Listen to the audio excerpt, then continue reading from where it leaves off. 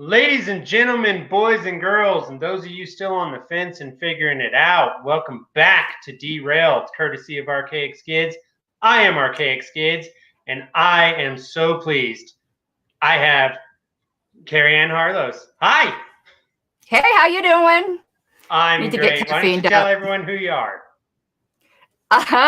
For those who don't know, okay, my name's Caryn Ann Harlos. I'm the National Secretary of the Libertarian Party and I guess recent Twitter shit poster. I have actually loved your Twitter as of lately. It has been great. I followed you for quite a while. You're one of the few people in LP National that I was like, I like the messaging taking place here. That's really great. So I really appreciate that. I did say that I had some surprises for you, and I do, and they're going to come randomly. We are actually going to start with a video that I have for you from someone who's a big fan of yours. So we're going to play it, and we'll go from there. All right, awesome. Hi, Caryn. This is Lauren Snyder from the Arizona Libertarian Party. I just wanted to say thank you for all that you do, and thank you especially for all of your help the day of our Arizona State Convention. I was really happy to have you there, and you were super helpful in answering all of my ridiculous questions. Appreciate you. Oh, that's so sweet. And her questions were not ridiculous whatsoever. I try to go to the Arizona Convention every year. I don't think I've missed one. Really? Well, that's pretty awesome. Because it's close, and they're early. They're in January, so it's the first convention of the year to get things started. Nice. Well, that's pretty great. We had someone in there and just lost them. Anyway, let's talk about COVID passports. You've got some thoughts on that, I'm quite sure. So let's talk about that real quick. I've got some feels, yeah. I mean, we all saw this, something like this coming, you know. I think the more optimistic of us was just thinking about mandatory vaccinations, but not really how it was going to be enforced. But oh my goodness, we're turning into a show me your papers, Fraulein society very rapidly. There's so many, besides freedom implications, like for instance, and I know some people are going to get upset with this, but I am like a hardcore libertarian. There's issues with having driver's licenses. I have an issue with driver's licenses, but at least those don't require you to tell anyone intimate details about your body, except to the extent that it requires you to put your gender on there, which is also none of the state's business. Your but gender, when you have to carry weight something, and your height, basically. Right. But that somebody can kind of see, you know, but to tell them, you know, your gender is a little bit different, you know. But anyway, you're required to disclose medical history. That's none of their business. It's absolutely none of their business. And I know some libertarians will get upset at me for saying this. I kind of fleshed it out on one of my shows a bit. We tend to worship at the altar of the almighty private property owner. But, and I am going to say a but, I do not believe that grants carte blanche societal okay. I don't mean okay as in a moral okay. I mean an okay as in you're allowed to do this type of thing for anything. Like, okay, you know, say I'm going to get ridiculous here. Property owner says I've got to, you know, if you want to shop here, you know, I'm going to rape each woman that comes through the door. Now, of course, no women will come through the door, but the very fact is there are some things that violate bodily autonomy, and no one can require that. Private property or not, you can't require that. You cannot require me to get a fucking shot to go on your property. And I know a lot of libertarians disagree with me here. They think there's no holds barred when it comes to private property. And I think when it comes down to violating your body, yeah, there is. In the same way, when people talk about what's called the donut problem, I know this is going to be a weird analogy. If you don't know what that is, it's like the theory. You know how we love theorizing these weird situations, but if there was someone you didn't like that had this little piece of land, can you buy all the land in a circle around them and trap them in their property? No, you can't. I know some libertarians would say, "Oh, sure." Rothbard said, "Yes, you can." It said it's the guy's problem in the middle that he made such an enemy and is probably a dick. I don't agree with that. You cannot impede people's basic rights, and the right to travel is one of them. We're gonna cover that, but I have another special guest for you, right quick. Okay. Oh, hey. What's up, John? How you doing? Good. How about yourself? Riled up and ready to go, as usual. Right on. Well, hey, I'm just jumping in real quick. I got to take the dogs out and get back to taking care of the kid. But I just wanted to say, I really appreciate everything you've been doing over the last year and speaking out against COVID. I watched a lot of everything going on Facebook. I know I just found your account on Twitter recently, but I did watch over Facebook and everything you've been doing. And I really do appreciate you being one of the few voices, if not the only one, out of the national that's actually been speaking out against everything that's been going on over the last year, violating all our rights and everything else like that. So thank you so much. And just FYI, I'm not the only one. I'm probably the most vocal, but I want to give some credit here to John Phillips, Aaron Adams, and Stephen Nikala, who they've always had my back, and they might have been busy with other things, not to be quite as outspoken, but those folks are also solid. Oh yeah, absolutely. But definitely you're one of the ones that I've been seeing a lot from, and I do appreciate that. Thank you. I appreciate it. It's nice to be liked sometimes. Thanks, John, man. Absolutely. You guys take care. You too. All right. So the donut problem. You are a sweetheart. You really have put in a lot of effort. You are a sweetheart. Oh, this is like my most exciting show I've done is I get to talk to you, and that's great. So, but because it was April Fool's Day, I was like, well, we're going to play some tomfoolery. It'll be fun. And it's hard. I got to tell you, it is hard to, wrangle. Scheduling libertarians is like herding cats. It's very awful. Difficult. I tweeted it out yesterday, and I said, I'm legit worried about my roads now. Yeah, it's awful. And I think it'd be fine.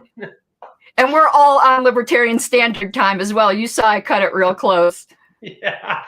Everyone, I think I've had like 2 guests that were actually like early, like enough that we could have a conversation for a few minutes.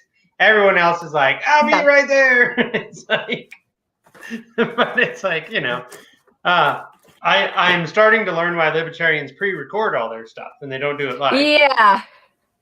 Pardon me for the I'll always have a tissue because my recording studio is in the basement and I live in Colorado, so it's like I'm in a meat locker down here. It's freezing. Yeah, well, we're neighbors because I'm down in New Mexico, so yeah, it works out. So we were the donut thing. You had brought that up, and I like that analogy, and I agree with you on that. A lot of people.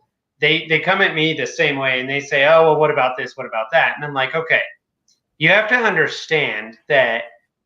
So for the COVID passport, one of the things, and I'm not looking to throw anyone under the bus at all, but I didn't like Nevada state LP's response to it. And I want to be clear as to why. I need everyone to understand I'm not trying to like bash them or anything, but private companies and government are the same thing right now. Most of them, yeah. These massive corporations have just their executives just bounce back and forth between government. These are the same thing. Like people are worried about fascism. You're living under it. You may not understand that. Encouraging it. Yeah, and you're encouraging it. And so when Walmart says, well, I'm sorry, you can't come in unless you have a COVID passport, that might as well be the Department of Justice telling you the exact same thing. And I went into this. I had a bunch of libertarians get really mad at me when I said if they were ever going to require proof of vaccination that I will be in the market for a counterfeit vaccination card, even if I am fucking vaccinated, because it's none of their damn business, and I will not carry their card. And people freaked out saying I would be committing fraud on private businesses. So I did a whole thing on that, especially corporations. I have another controversial opinion. I don't think corporations are libertarian. And I agree with you, but I have someone that needs to jump in. Oh, hey there. Hey, Britt. Hi, Britt. Oh, hello. I actually forgot to change my thing, so yeah. And Freckles. And Freckles. And Jeremy. Oh What's my up, God. guys? You got a whole party going on here. I should have brought booze. I feel like I need a glass of wine. Freckles, we should do the thing. Freckles, do the thing. I don't know what the thing is, but I want to know now. Uh-oh. We're going to do it. You might as well. Oh my God. She's terrified. I don't want to. I didn't even realize what had happened. We've been doing it all day. We might as well keep going. How do I change? I just the little blue square at the bottom. Hey, Jeremy, while they figure out their stuff, how you doing? I'm good. My sleep is improving, but otherwise, I think given the circumstances, I'm about as well as I can be. Nice. So we're all basically doing this fun thing, Caryn Ann, where we're just going to tell you how much we appreciate everything you've done. Oh my God! You guys are going to make my head too big to leave the basement. Good. That's okay. I'll get cut right down the size and I get back on Twitter. All right. Well, hey, look, she got it fixed. Now she's Brit. These two have been messing with me all day because they got their stuff messed up. They switched places. It confused me. I see. Yeah. April Fools. We've confused ourselves today. I kept on my own tweets trying to talk to Freckles. Yeah. I do a Robert's Rules of Order show that a lot of people don't know about called Cult of RONR with a friend of mine, Mike Seebeck. So for April Fools, we switched places. Like he put on one of my, this is my real hair, but I do have pink wigs. So he put on one of my pink wigs and my lipstick and my glasses. And because somebody asked me if I had a hot sister. So I introduced him as my hot sister, and I probably scared everyone. That's funny.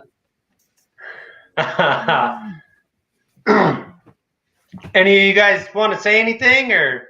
Yeah. Well, I can start so I can get back to the baby. First off, CH, I regret that when you were at AZ's LP convention a few weeks ago, I had no idea really how big of a role you'd be playing in making everything better for us. So I regret not introducing myself and meeting you there, but thank you for the transparency. I think for a lot of us, that's the most powerful thing.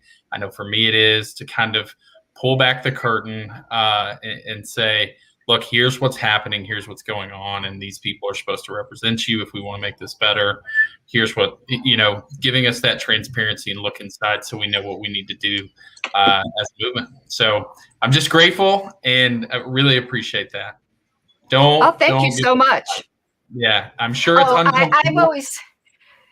It is, but I like to say I have weaponized autism. Like literally, I do have autism, so I'm gonna use it, right? I won't give up the fight, the stubbornness, and I've also often said when I stop, being in favor of almost a whistleblower mentality, that's the time to either vote me out or shoot me in the head, one or the other.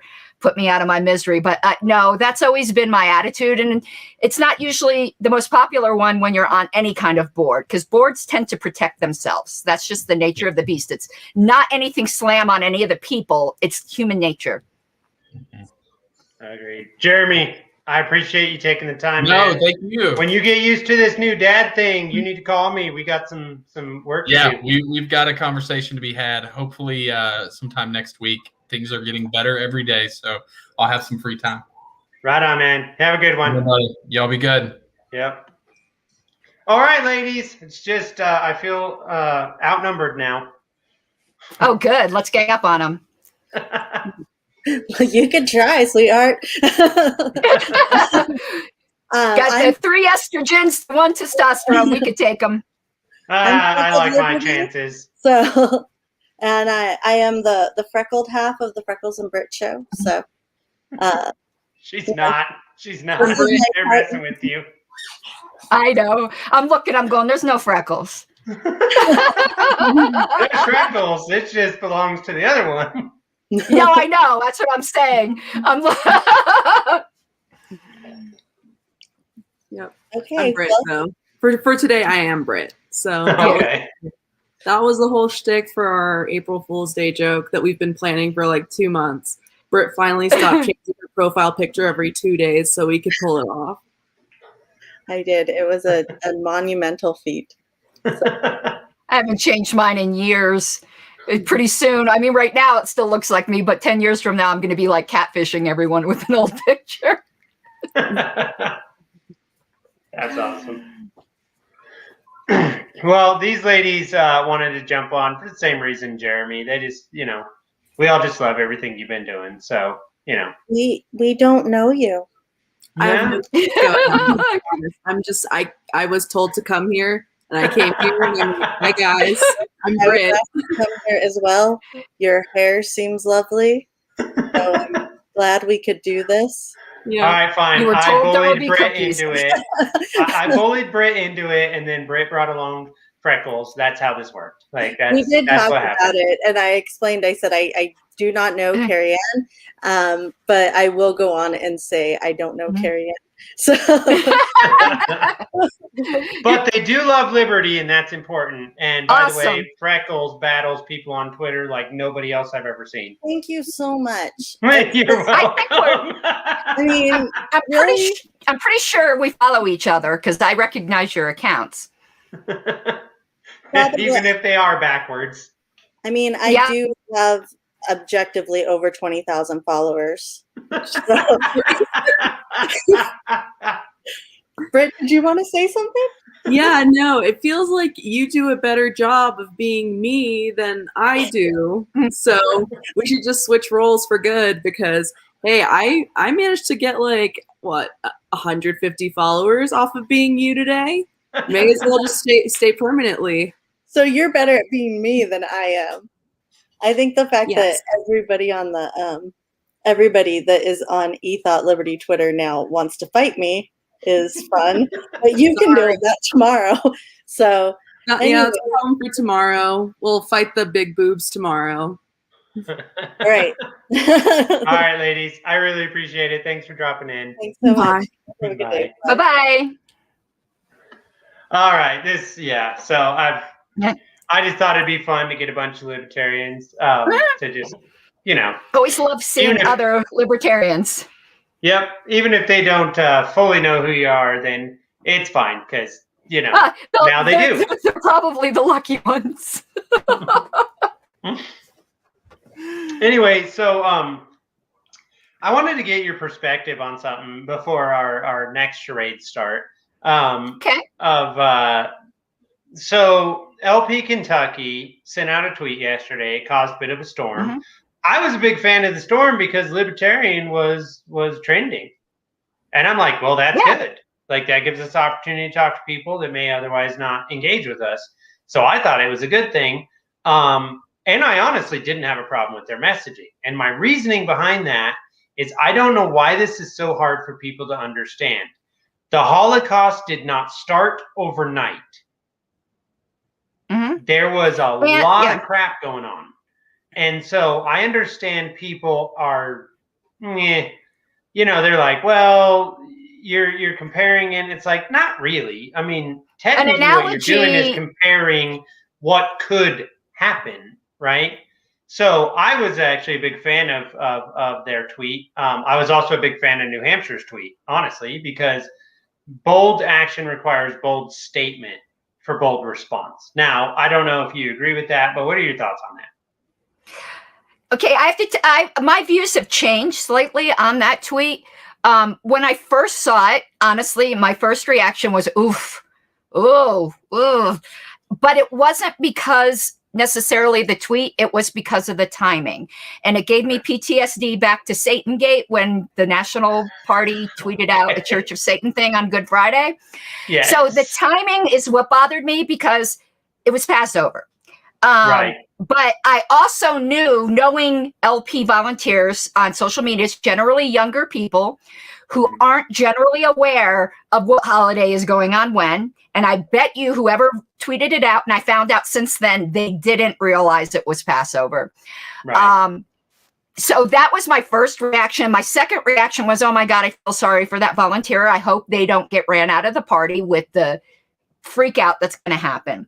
Well, I mean, if I can do anything about it with the little cred that I have with people, that won't happen. And my third reaction was, no, there's definite truth here.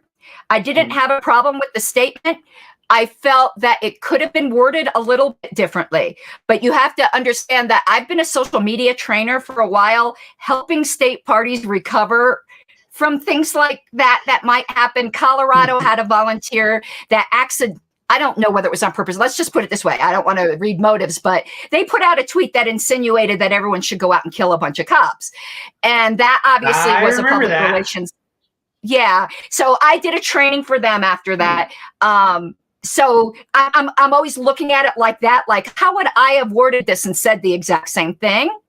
And I actually talked to I've talked to multiple people to give them, some ideas on how you can say the same thing, but just slightly different. And anyone who's listening, there's one magic sentence you can add to a social media tweet that takes it. I don't even know the right word, that just makes it a little better. You can say almost anything you want if you end it with, what do you think? That one sentence, revolution, because you've then asked for input, realizing people are going to disagree, rather than just going, But now, over the days, as I've watched the reactions and I've thought about it some more, because my first reaction often, it's not nuanced because it's your gut, it's emotions. Yes. I like it. I like the tweet. I still would have worded it a little bit differently. I understand the offense, but get over it. Not everyone words everything perfectly. It's kind of like, it reminds me of, and here I go with an analogy. Let me tell you, I think every human being in the United States needs to be given a quiz on what an analogy is, because it seems that people do not know what the fuck an analogy is. But I analogize it to this, where you see a lot of the neoconservatives, when there's an instance of police brutality, they complain about the victim. Well, that guy was a drug dealer. Right. So they want the perfect victim. And there is no such thing as a perfect victim. And when you're doing a bold statement, it's usually done at the time of high emotion. There's no such thing as a perfect statement. And I analogize those two. Are you going to nitpick a fellow libertarian to death, or are you going to look at what they're actually saying? And I say anyone who disagrees with the fundamental message of what that tweet was saying is either A, I'm going to give several possibilities. I'm going to say things I normally don't, because I usually don't play the who's a libertarian game. But I have a feeling this COVID is causing some people to realize they're not libertarians. I never tell anyone they're not, because people are always on a journey. A position they hold today, they might not hold tomorrow. But I think some people are being faced with the reality that they fundamentally do disagree. And then that's okay. You're just different. And some people will be leaving because of that. That's better for them and better for us. But there's also people out there who are going to realize they are libertarians. They're like, holy crap, these people. So, and I'll tell you how I would have worded it differently. To specifically give the imagery of wearing a yellow star sewn to your shirt is so deeply personal to Jewish people. It's so specific to what happened. You didn't need to do that. What you could have said is, will you guys have us wear a certain shaped badge or something like that? You didn't need to be so specific to the unique Jewish experience. That's how I would have worded it. Because you know, it's kind of stolen valor a little bit when you co-opt the exact unique experience. You can analogize it a little broader. And that's the advice I would give to that volunteer for a future tweet. But good for them. They had balls of steel, man. You've got to have balls of steel to say something like that. It wasn't perfect, but it got the conversation started. And it got the messaging conversation started, which needed to be. And it proved the National Party, again, is got their head up their ass because they are more upset about the Kentucky tweet than about all the fucking suicides, lost jobs, intergenerational poverty. I'm sorry. I know I love my colleagues. I respect the hell out of every single one of them on nearly everything. But on this issue, a lot of them are just fucking cowards. I'm going to say it. And listen, I'm already not the most popular girl on the block, but I could tell you something anyone know with me. If I say something, I mean it, because I don't hold back ever. So if I say you're doing a great job, you know I'm not blowing smoke up your ass, because I don't ever say anything I don't mean. I'm just too old for that shit. I've been through an abusive marriage to a cop. I'm done with fuckery. Like, well, I am going to push back on you a little. You're much more okay, popular go ahead. than you think you are. For oh sure. God. Well, listen, I think I'm kind of scheduling things. You wouldn't even be talking to me. You'd just be talking to everybody else in the party that just loves you. So, you know. I think with me, it's kind of a love or hate. There's no middle ground. But okay, and the people who hate me, there's other people out there that they like. My advice to people when you don't like somebody in the party, because believe me, there's people I don't like, ignore them. There's plenty of people you do like. Don't sit around getting your ass all chafed about someone you don't like. Block them, get them out of your head, and go do something you like. Right, I agree with you. You didn't like the Kentucky tweet? I love the fact that you had that conversation with Dave Smith where you told him that you didn't care for his messaging, but you guys were willing to talk about it. And I have more shenanigans for you. Let's welcome her. Well, she left. There she is. Hi, guys. Hello, how are you doing? Good. It's nice to see you again, Caryn Ann. I love seeing all the liberal ladies coming on here. We're going to talk about taking over the party. Let's just let the girls take over. I mean, that's the best kind of takeover there is. There is. I don't think the guys would mind. No. I think with all the new followers I've been getting, the demographics would totally agree with you. I have a single friend. Okay, she's not a libertarian, but though I think I'm converting her. But you know, she's newly divorced, and she's like, "Oh, I need to go out and meet people." I said, "Just go to a libertarian party meeting. You'll have your pick."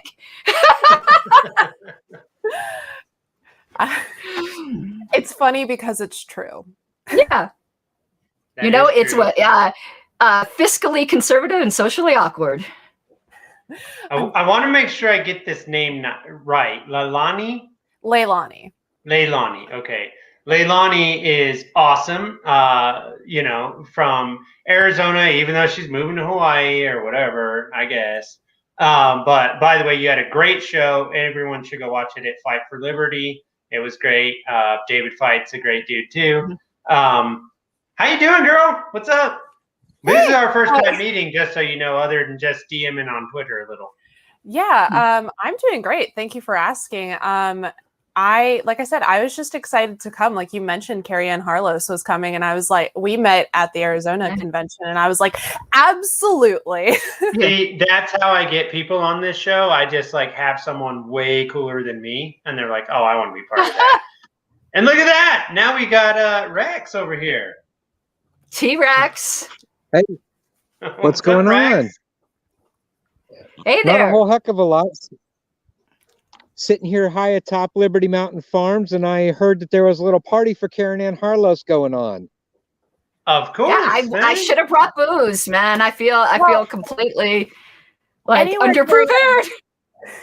Anywhere Caryn Ann Harlos is just a party. Tell that to some of my fellow LNC we lost members. him. Anyway, what do you got going on over there? I know you're moving to Hawaii. Maybe that's a good thing. Maybe you'll get over there and like fix things. I hope to. That's the plan. Recruit Tulsi. That's a good spot to start. Right now I'm kind of at a standstill. I just had I was working on getting a gubernatorial campaign set up, and then that kind of went out the window. So right now I'm just kind of trying to find my feet for the remainder of the time that I'm here in Arizona, which I'm still unsure of how long that's going to be. So because that was literally this past weekend that all happened, I'm still kind of finding my feet of where I am, but Coffee Talks is still on. I'm still here to be a social media presence here in Arizona as long as I can. Right on. I appreciate that. So you popped in here to make sure that Caryn Ann knows how awesome she is. So you tell her how awesome she is, and then we'll let you get back to all your important work. Well, Caryn Ann is I just came on. I got them both. They don't know what's going on. Whichever one of you, whoever wants to start, it's good. All right, Rex, you're first. I guess he's on a cell phone. It's probably hard for him.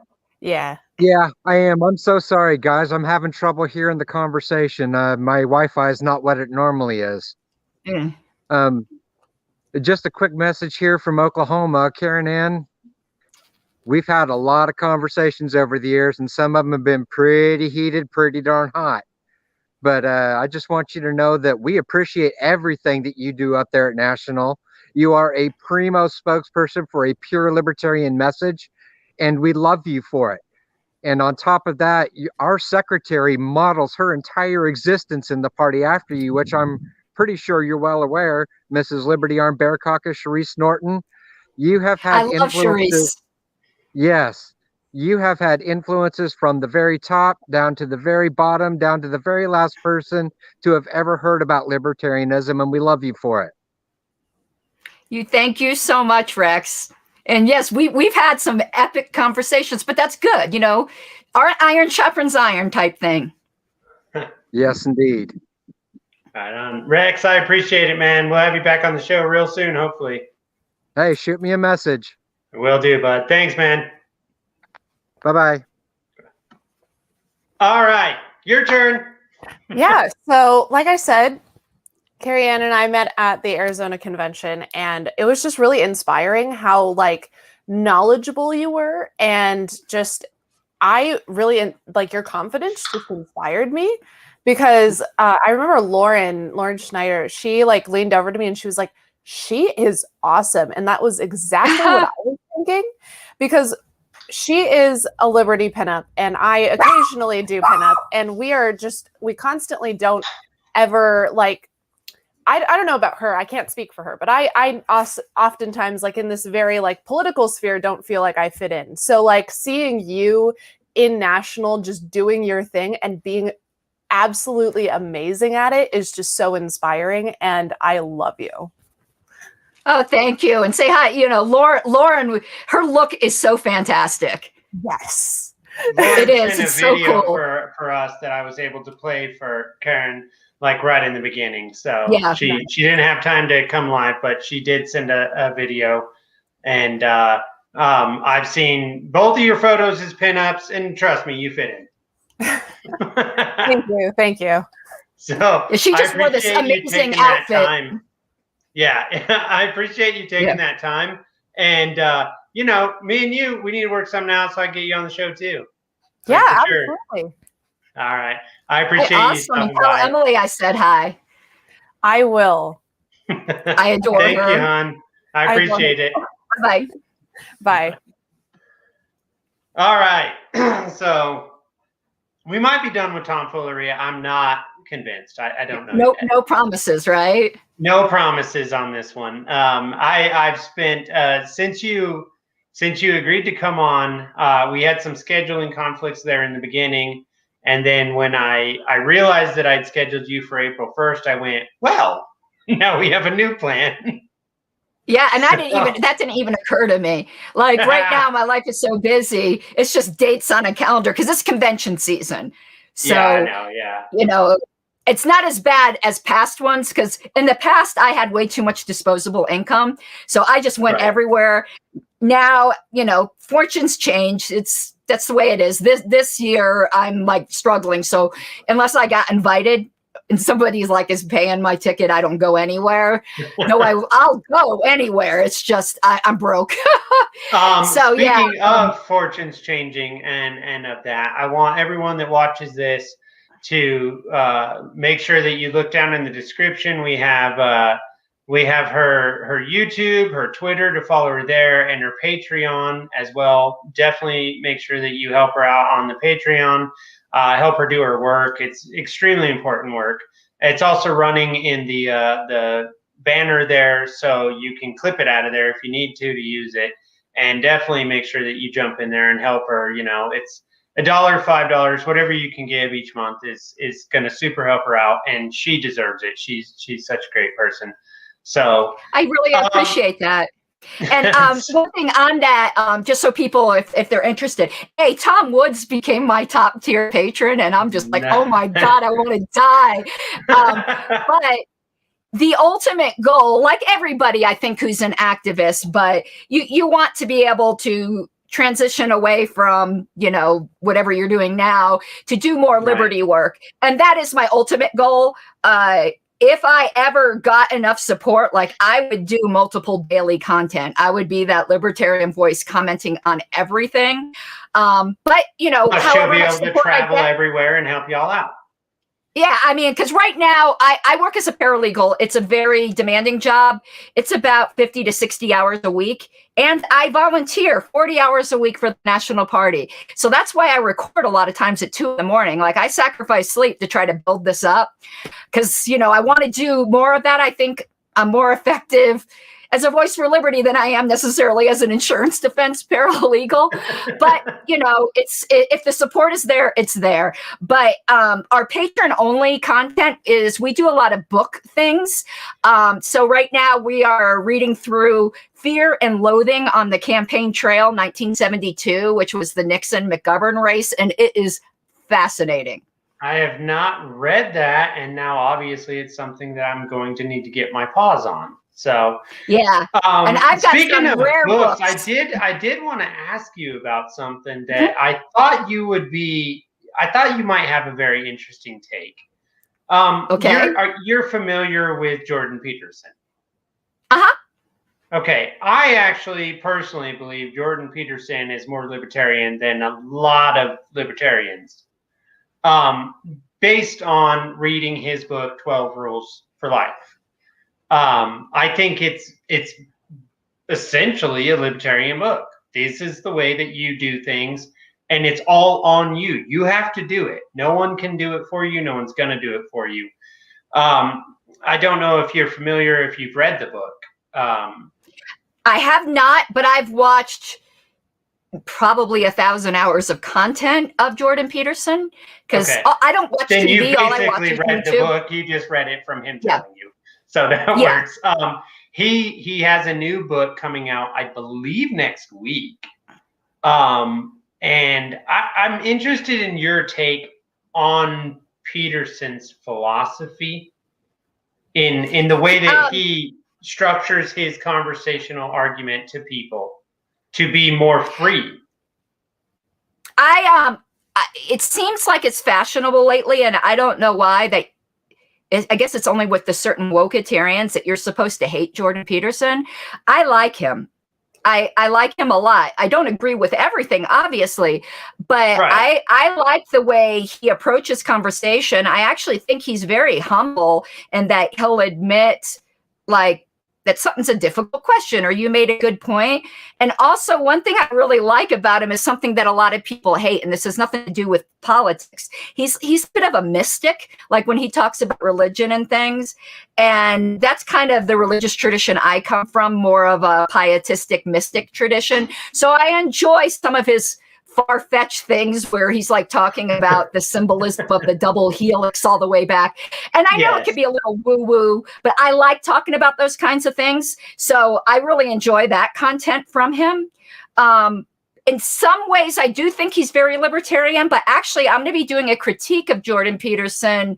One statement he made. I critique everybody. I critique myself because sometimes I'll go back and listen to something and go, ugh. So he was talking with somebody about the limits of free speech or just free speech in general. And just the way he worded it, I had a little bit of, it's not a great disagreement, a little bit of a disagreement with. And I do a show that it's not regular. Sometimes when I'm putting on like my makeup, I also just talk politics. I do like get ready with me's, and I do little clips when I do that. So the Peterson thing will be on my next probably get ready with me.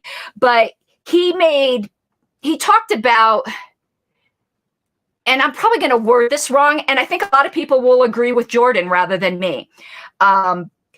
He was talking, he said something was too individualistic. And to me, you can't be too individualistic. So I differ from him there. That's a weird way to phrase something, at least. Yeah, so it will be in context. And I know where a lot of, here's what's funny, because I hang out a lot with the Mises Caucus people. I'm not a member because I'm not a member of any caucus. I don't believe party officers should be members of caucuses. And it's funny because they have a reputation. To a point. Yeah. Well, I was for my first 2 years, and it caused nothing but problems. So I'm speaking from experience. Yeah, I understand that then. And so, I lost my train of thought. Oh, so the reputation a lot of people have of the Mises Caucus is that they're very right-wing libertarians or conservatarians or whatever. And that may in fact be true. But the funny thing is, I'm as not conservatarian as there can be. And I've never had no issue. Oh, that was terrible grammar. No, I never had no issue. I haven't had any issues. Because I actually consider myself a social deconstructionist, which Jordan Peterson would definitely disagree with. So that's where I would disagree. I don't think there's anything sacred about the particular social structure we have now, and that there could be a better one. So like people disagree with me with that. Like, I don't think the nuclear family is the holy grail. I think you can create other family structures that might actually be more functional. I agree with that. My concern is that there seems to be a hard push to get rid of the nuclear family with nothing to replace it. And that's problematic to me. Yeah, just me and I'm not advocating for that, but I do advocate for questioning everything. Like there's nothing socially sacred to me. Like I've said, and I'm not joking, I'd like to see Heinleinian line marriages tried. Why the fuck not? You know? And it's funny.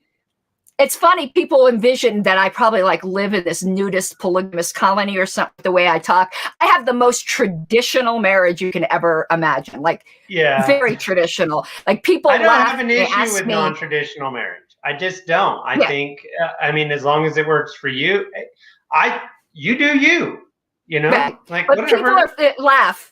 Because I was going to meet Stefan Kinsella the other day, and they were asking for recommendations on places to eat. And I said, I need to go ask my husband. And they just thought that was the weirdest thing. But that's the type of relationship I like for me. But I don't think that's a holy grail. And you don't want to force it on others. No. And in a different circumstance, I could see living a different life. It's just our two personalities. It worked out. So in that sense, I would disagree with Jordan Peterson's emphasis on a certain model of society. So it'll be an interesting discussion, I think, when I go over his statements. I think so. And I think that we need to do everything in our power to get you and him in the same room so you can have a discussion on camera that we all can watch. Because I think that would be I adore him. He and you don't have to agree with someone all the time. Like with Dave Smith, I've disagreed with him on several things, but you want to laugh. I don't know. Did you hear when Dave Smith said his wife agreed with me? Yes, I did. And it made me laugh. You know, I go, smart lady, that's who I want to go talk to. And I don't want to turn this into, you know, a Dave Smith conversation, but one of the things that I loved about, you're familiar with Reed Coverdell, David Fite, these guys, the Liberty, Jeremy Todd, he was just on the show. And they did this Liberty Unity thing, and they called out Dave Smith. And one of the things that I don't care if it pisses people off, that I super respected is he said, all right, let's hash it out. Let's talk about it. Let's make this thing happen, right? And then he came and he talked to you. He's, in my opinion, he's a bull for sure. Bull in a china shop. He's gonna go, look, we're gonna advance freedom and liberty one way or another, but I don't want to do it. I don't want to trample people. I want to talk to them. And I really appreciate that about him, that he went and he talked to Reed. He was talking to you. You guys don't agree on everything. I think that's fine. I think the Libertarian Party knows there are certain things we absolutely agree on. Let's focus on that. Well, I like what Dave said when he watched one of my Get Ready With Me's, where I was saying, forget about the takeover language. I was saying I didn't agree with him on the blue pill, red pill language type thing. And what he had said to me is he respected that I went out of my way to be fair to his point of view. And I think if everyone did that, things would just be much better. You don't have to agree with people to be fair. I like what Sam Harris, and it was Sam Harris that inspired that with me, where he talks about, instead of straw manning somebody, you steel man them. When they're not there to defend themselves and you're critiquing them, give the best, strongest case for their side. I agree with that 100%. I like Sam Harris. I didn't like Sam Harris being he had the Donald Trump syndrome, whatever they call that. The like Trump derangement syndrome. Yeah, he had that pretty bad. And I'm like, Trump is not like, but I mean, there were some things that Donald Trump just wants to be famous and be liked. And so, the progressives missed their opportunity with him, because he was the most progressive president they've had probably. Well, he used to be a Democrat. They just missed the opportunity. Yeah. They missed the opportunity. All they had to do is go, you're such a good guy. Would you do this thing for us? He would have done it. I know. If they had just stroked his ego a little bit, yeah. So, listen, I obviously was not a fan of Donald Trump, but I'm not a fan of any politician. But I will say one thing I loved about him. I loved that he tweaked the fuck out of the media, because they deserved it. That was the best thing. He just made them take their own mask off, for sure. Yeah. They were like, they just got so here we are. This is who we really are. I love that. It's ridiculous. I agree with you. We're gonna shift gears a little. Well, I guess we're gonna circle back to something. Okay. I am in a large amount of agreement with the Mises Caucus on one thing. Well, actually, many things. I also do not belong to any caucus. But the Mises Caucus was hell bent against the lockdowns. Yeah. And the only person I saw, LP National, that was like the same hell bent against it was you, which is one of the reasons that I was like, yes, yes, yes. Why is she not the chair? I don't understand what's happening right now. Why do you hate me? But my point is, you did you didn't bash your colleagues, which I appreciate, because I don't think that spreads anything. I like other them. than They're my friends. It's tough. You did say this is wrong. This is, I think it's in your Twitter bio that you're not responsible for the messaging. That messaging, I feel about it two ways. One, it was a really missed opportunity for the party. They're like, the Republicans and Democrats just put up this tiny little softball. You could have hit that thing out of the park, and they didn't, because there were plenty on both sides in those parties that also thought this is crazy. And now we're at COVID passports. Mm-hmm. So how do I want to ask this? If you were in control of messaging, would it have been like screaming to the moon, like no, no, no, no, no, or would it have been? Yes. Yeah. Well, that's a pretty yes. Okay. It would have been constant, and I would have gotten on the media. I would have. You would One have way figured or out how to get another. on Fox News and CNN and all that. And Oh tell yeah, them they're all because crazy. listen, there's one thing I know how to do real well, and it's to make a spectacle of myself. Because let me just give you an anecdotal story. I went to Disney World with a good friend of mine. This is a long time ago. And apparently, like, so I had these goofy ears on, and then I found this like little rubber pig that when you squeezed, a little poop came out the back. And I thought that was the funniest thing I'd ever seen. So I was walking around all day going, poopy pig, or whatever. By the end of the day, my friend was about to have a nervous breakdown, and she just looked at me and said, "Oh my God, you're the most unself-conscious person I've ever met in my life," because all the stares and whatever were just like rattling on her nerves, and me, I'm walking around happy as a clam. I don't give a shit. So yeah, that's the power I have. No, I would do something. I would find some way to do that. And we need leaders that will do that. We need leaders that aren't afraid to get arrested doing that. You know, this isn't a game. This isn't a game. And I think a lot of, how do I word this without insulting people? Because I don't like insulting people. I think so. Well, I think sometimes we get so caught up in the business of liberty that we forget about the fact of liberty. Like, I think when you get on the national committee, well, I often said the national committee is where radicals go to die. And I absolutely mean that. And it's offended a couple radicals on the LNC. And I hope it offended them enough with it. To resurrect them damn selves. Okay. Yes. But you get so caught up in Liberty Incorporated rather than, you know, activism. And I think we sometimes forget that what we're really fighting for is real. This isn't a simulation. We shouldn't be LARPing. It's real. It's real. And we don't act like it. I think I said this either on Dave Smith's show or Tom Wood's show. I had the same feeling when I was involved with evangelical Christians. I don't think they really believe.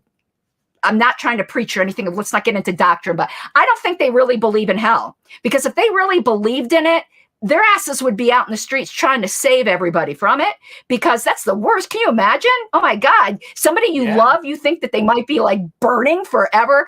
I'm not a hell person, but I'm just saying the people who believe in that, I don't think they really do, because their actions deny it. Same thing with a lot of people in Liberty Incorporated. They don't really believe this fight, or else they'd be screaming. Yeah, I how, get how that. are you not screaming? How like, are you why not? are you not screaming at the rafters? Like, why are we more worried about, you know, painting the walls on the Titanic rather than the fact that the ship is sinking? And the party in the 90s, I think part of the reason I get so fired up is because I know the history. And I know we didn't always used to be like this. I can point to when the party started going downhill. Right after 9/11, we got scared. Our membership dropped, our donations dropped, and we went very conservative then. That's why in 2008, we nominated Bob Barr, okay? Drug warrior Bob Barr. That's why in 2006, our platform got gutted. I divide the party between after 2001 and before 2001. Yeah. The 2002 platform, which is a residual from before, was the best platform we ever had. But the party in the 90s, every single day, nearly, I don't want to exaggerate, but let's say at least 3 times a week, put out a press release getting all lathered up over some violation of liberty, because you're able to find them that often. And back then, they were upset about teenagers not being able to go to tanning booths, not being able to sell your urine in some states, low flow toilets. The best press release they ever put out, which was so fucking hilarious, was on low flow toilets. I think every bathroom pun got put into that press release. I laughed my ass off. But we can't even be bothered to get riled up over. I mean, this compared to not being able to sell your urine. Kentucky tweet. That's right. You know, right. And it's like, you guys have no idea. I joined in 2004, and that's when it was after 9/11, obviously, but they were more rowdy then than they are now. But you're right. They were very conservative. They're like, we don't want to say anything, like whatever. I know Dave Smith brings it up all the time. I can't remember but the article that came out on September 12th, I think in the New York Times, if I remember. Yeah, it was Harry Brown. Yes, Harry Brown. I have it. I'm sorry. That man understood liberty more than probably almost anyone ever. You want to laugh, though? He knew what was going to happen. You know that Harry Brown, though, was considered by the hardcore libertarians at the time to be too soft. Well, we could use some of that kind of softness. Right. But you want to know why? Because he kept referring to us as low-tax liberals.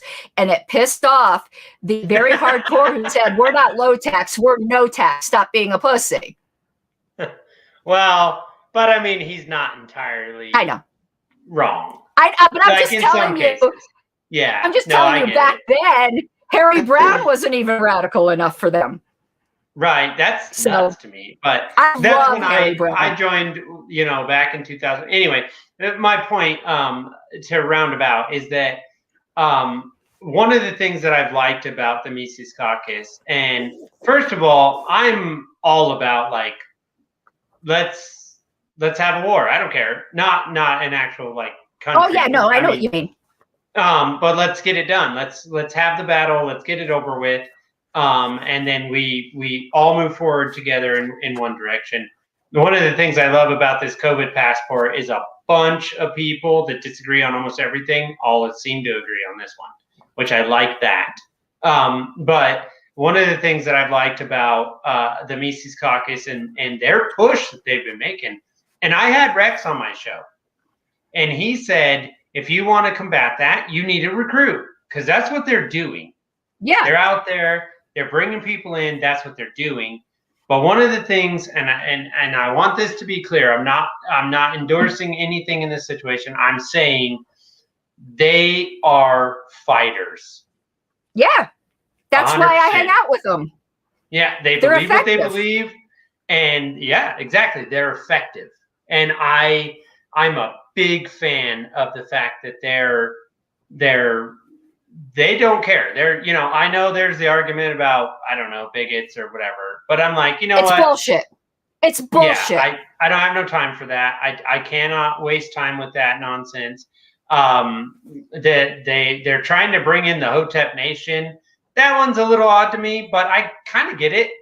I mean, to a point. That one, I don't like that either. Okay, it's funny is I got a little bit of the SJW in me. I admit it. It's though it's getting beaten out of me because it's just gone a bit crazy. I get what they're doing with it, but I think they should explain a little better. They're not saying, okay, I'm going to give a Christian analogy again. I'm sorry. I come from a church background. Fine, don't worry about it. The expression often is come as you are, but you can't come as you are, but don't stay that way. So right. I believe their method with Hotep is that they think they can change him. They think he's got the good beginnings. They're not inviting that crowd in and for them to keep the same bad opinions. They're inviting them in because they think they would change the bad opinions that they're mistaken. And the fact is, all of us had bad opinions. It's just that in today's woke world, some are just more. Listen, 6 months before I became a libertarian, I remember this. I want to die in embarrassment. I was standing in line at a casino in Blackhawk, and I was fucking arguing for single payer health to a whole group of people. Because again, I'm a loudmouth no matter what. That was 6 months before I became a libertarian. And that's awful. I'm like so embarrassed by that. And I suppose there's always an awakening. Yeah. And if Hotep doesn't change the kind of Semitic thing, then he's not going to stay and he won't be welcome. But I didn't even know. I didn't know about that. I was actually, I'm not going to name them on Twitter, but they brought it to my attention. And they give me some material to see what it is that their issue was. And So I looked at that material, and then I also looked into them, right? The Hotep Nation, whatever. I don't know a great deal about them. I'll tell you that. I don't know a great deal. I actually watched a podcast that the one they're concerned about, Hotep Jesus, right? Right. That's the one that they're pissed off about. And so I looked into it, and I found a podcast where he was discussing that the Libertarian Party was upset about some things that he had said about the Jewish people. And look, I'm not going to say one way or another, but I will say this. He owned it. He said, I did say those things, but young men say dumb things. I'm not going to apologize for mistakes made in the past. I'm just going to not make those mistakes again. And I thought, okay, well, it seems to me like he got older. He learned some stuff, Yeah. Plus, it's funny that the woke people are not appreciative of this, but there is a crisis of identity with young Black men. Yes, and a lot of times there's a lot of confusion, and they've been fucked over by the state, and they realize they're getting the short end of the stick. And when you're in that position, you lash out. Sometimes you don't lash out at the right people. The woke people need to understand that within a lot of minority communities, there is some bigotry to other people because you're dealing with desperate people who know they've been fucked over. They're just identifying the wrong oppressor. So I kind of appreciate that with these young Black men, that I know that they're getting the short end of the stick. And it's very human nature to think, to look at a segment of society that you think has it better. If you think, oh, all these Jewish people are rich and I'm so poor. It's human nature to do that. It doesn't make it right. It does not make it right. But if you're going to meet somebody, you got to meet them where they're at and understand what's going on in their lives. And it was the same thing with Maj Tour, with some of the things he said. He had the same backlash from libertarians, and I'm like, I kind of like him. I like his overall message, his big message. What I didn't like was, listen, I like Maj Tour. What I didn't like was when he attacked some of our donors, which was not necessary. Yes. And one of the guys he attacked, I happen to know very well, Michael Chastain, and he is a sweetheart. So that I didn't like, and I'd say this right to the Mises guys, that some of the Mises guys defended him by saying, well, that's just how, guys in the hood talk. And to me, that was the bigotry of low expectations. Like, oh, what do you expect? You can't expect. I agree with that, and I don't like when people do that. Like, you have to own it, you know what I mean? Like, you can say, look, I still feel this way or whatever, you know what I mean? But you don't go, oh, that to me was just like, no, it really rubbed me the wrong way. It's like, no, you can understand where people are coming from, but you don't go, they grew up in the hood. What do you expect? That's gross, that's not good. And I also understand on the people who are saying that might not have realized that's how it sounded to me. See, that's the whole thing. A lot of times, a misunderstanding in the party is what you intended when you said something, and how it sounded to you, but you need to learn the gift of trying to step into someone else's shoes to see how it sounded to them. There's a lot of that goes on with sexism. I complain about I'm not a feminist, okay? I do not identify as a feminist. I think it's a toxic movement. But I do complain about what I call soft sexism in the Libertarian Party. But the way I explain it and why I call it soft sexism, the people who are doing it don't realize it. It's not intentional. They just don't realize how it sounds to the woman they're dealing with. Right. And I think that happens a lot more than people realize. Which is, and it happens, I'm sure, with men. Is there a way to fix that though? Yes, you politely point it out without accusing the person of being a bad person. You tell So them don't right call them off, a bigot, listen. because that puts them on Right. the defense. What I say is, I know you didn't mean it this way, but will you step back and listen to me for a second on how I heard it? And Right. each time I've approached it that way, where I immediately acknowledge they didn't mean it that way, I've gotten guys who have gone, oh my God, I didn't realize that. Thank you for pointing that out. And, you know, like for instance, on the LNC one time, I was competing for a platform committee position with a guy, and so states get appointments as well without getting into the details. But my husband happened to be the state chair of Colorado, and he said, "Oh, don't vote for her. Her husband will just give her the Colorado seat." And I was like, "Excuse me? He's just going to give the little lady?" And yeah, he didn't mean it though like that. He just didn't realize how that sounded to every woman in the room. Like, oh, she doesn't need to earn it. Her husband will just give the little lady this. No. Right. So I explained it, you know, and things like that, you know, come up. But and I think libertarian men are actually, you know, I hate this term, but I think they're actually more woke than the quote unquote male feminists are, because I think they say things, and a lot of times they don't mean it to be disrespectful. They don't mean it to be in any way degrading. They just don't realize it is to people. But when it's pointed out, they go, "Oh, fuck, man, my apologies." You know what I mean? Yeah. And then but they mean it like they're legit, that they do apologize, and it's something that they learn from. They don't do it again. Where that doesn't happen on the other way. You got to come at people not calling them names, because you're immediately going to put them on the defensive.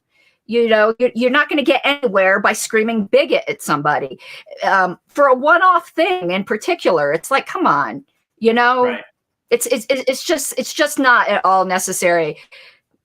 So I 100% agree with you. We're a little over. I usually try to keep this to about an hour, but because it's you and I had special surprises, I knew we were going to run long, and that's awesome. So we just a few minutes left of your time, if you don't mind. We have some, in my opinion, great people that are running, running for LP National. I was gonna say who I want to support in this, or who I do.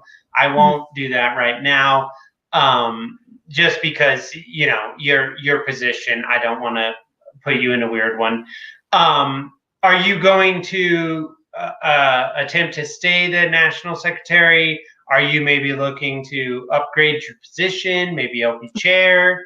Like, is there anything you want to tell the people? Like, I am rerunning for secretary. Yeah, I am rerunning for secretary. But if I do win, that will be my last term as secretary, at least consecutively. I have a personal conviction that I need to put my money where my mouth is. No one should serve in the same seat for more than 3 consecutive terms. Take a break and come back to it if you want, because you get stale. So this will be my 3rd term if I win as secretary. I wouldn't run for a different position next time, but it would be my last term as secretary. So yes, I am rerunning.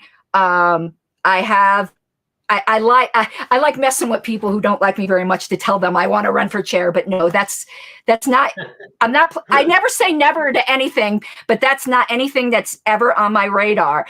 I have considered running for vice chair in the future. I think I'm some vice chair. I don't know. I tend to be much better in a supportive role. But again, who knows? Who knows? Well, I like that you said do that, because I think, and I don't know the rules exactly. I'm still learning some of this stuff as I've become more and more engaged in this. And I do this because, you know, I hate doing this, but Dave Smith is right when he says this country's on a suicide mission, and only the Libertarian Party. It's the only party that knows how to make it stop. what are can you run for 2 offices at the same time, or do you have to pick one? Well, you can, but you can only be in one. Right. And well, then I think you should run for vice chair, because if I get my way, there'd be 2 women at the top, and apparently everyone says that's best. That's not me telling anyone who I'm looking for. Of course, everyone knows. I like our current vice chair. I don't know if he's rerunning, but also whenever anyone runs for 2 positions, they usually end up winning neither, because it doesn't seem like they're serious. Right. I got all I can say is, if people had wanted me to be vice chair, if I got nominated, I wouldn't decline the nomination, but I'm not running for it. I'm running for secretary. All right. Well, I mean, I guess I'll accept that as an answer.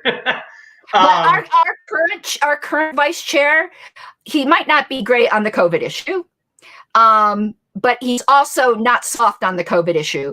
He's just busy doing other things. He's very much an infrastructure person. So he's working on the CRM and affiliate support and building counties. So he fades into the background sometimes, and I think that's a shame. His name's Ken Molman, and I like him. I like him as vice chair. I know who it is. Like I said, I've really started to get in. Yeah, he spoke out. Okay, there was actual corruption last term. I know some people don't believe me. I don't care. You believe me or not. And Ken Molman was one of the few who had the balls to call it out. So Ken. I have no issue with Ken. I will keep my opinion of the sitting chair to myself, but I like Ken. I think Ken's a good person. And listen, I think JBH is doing a great job in a lot of ways. Obviously, I have disagreements, multiple disagreements, but in some things that I think people don't even see, he is doing a really, really good job. Right. In other things, I'm not happy at all, and I've said this publicly. And some of this isn't his fault. We have a strong chair model. The LNC is figureheads in a lot of the ways. Yes. So in some ways, he's just doing the role that's been given to him. But as strong chair, he could choose to voluntarily involve more people. We don't have officers in this party. If you think JBH consults with me about anything, or Ken or Tim, no, I'm the minutes made. No, it doesn't. There's no officers in this party. I know. I like I said, I've been part of the party from 2004. I left in 2020 out of anger over the COVID response. And then I'm 100% being honest here. It was Reed Coverdale and David Flight and those guys, and your messaging also, that brought me back and said, okay, you can't just abandon. You gotta step up. You gotta do some stuff. You gotta get involved. You gotta, So it was you guys that brought me back, and that includes Dave Smith. Even if it triggers people, I don't care. Like, it's for real. Like, I saw something taking place, and I liked it, and I want to be part of that. So, you are in the middle of it now. Go. I'm sorry. Go ahead. Yeah, on this topic of just the LNC races, just so people know, I never ever. Well, I did once, only because I messed up something in the past and I owed this person a favor. But I never ever comment when I'm running for LNC on any of the other LNC races. I don't endorse anyone, and here's the reason: because decent. Well, it's not even just that. I'm going to give a real life example. If I were to win, chances are not everyone else I wanted to win will win. And now I'm going to have to work with people I openly opposed. And that is not good. I can tell you that it's been uncomfortable from day one between JBH and I, because he openly endorsed someone else. So I'm painfully aware he does not want me there. And that's not a good position for me or him. And I will never do that to somebody else. And actually, JBH didn't get either of the officers he wanted. He did not want Ken Molman, and he did not want me. And that looks bad on him, and it makes me and Ken very, very uncomfortable because we know we're not wanted. So I'll never do that. I don't. Privately, people can figure out who I might or might not endorse, but I never openly do that. It just leads to bad blood. And I never also run on a slate. I don't believe in slates. Each person on their own merits. I like that. I've always liked that about you. I agree with that. Now, as for everyone that's watching and or will be watching, you know, we're going to record this and I'm going to send it to her, but we're going to do a little behind the scenes interview that will be on her Patreon only. So if you want to see that, then you're probably going to need to subscribe to her. We thank you all for being part.